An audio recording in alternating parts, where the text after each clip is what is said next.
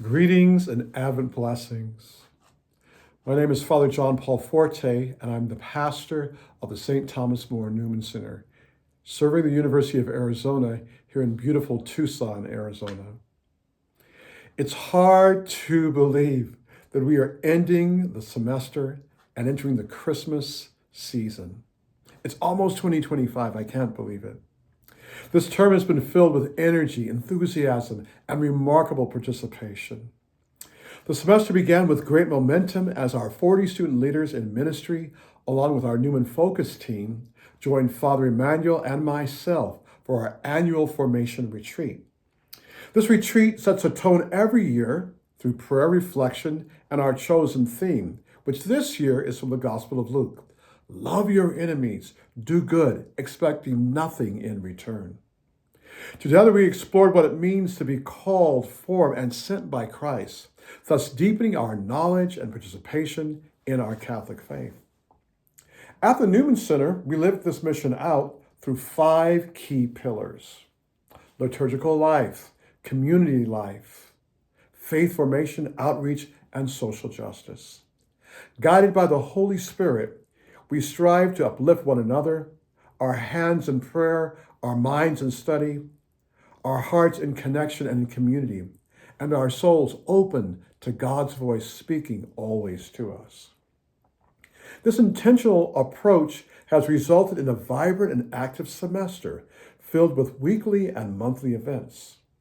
We have seen also incredible growth in student participation across daily mass, confessions, small groups, Newman nights, and more.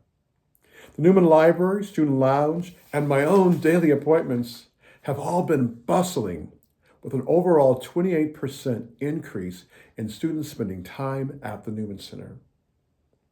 This growth has been a tremendous blessing and beautifully aligns with Newman's mission. However, as we all know, with growth comes increased financial need. While students are generously contributing their time and their talents, our budget unfortunately has not kept pace with our rising expenses. So here's where we stand. The first 4 months of our fiscal year, July through October, we are facing a significant revenue shortfall.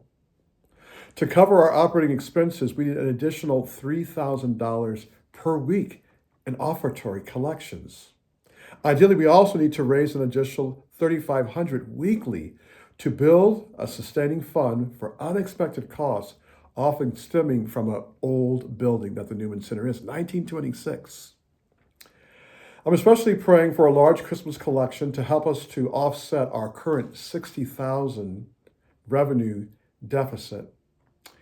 We need to not only close this gap, but also to find additional supporters, both locally and beyond, especially people who feel called to partner with Newman's mission.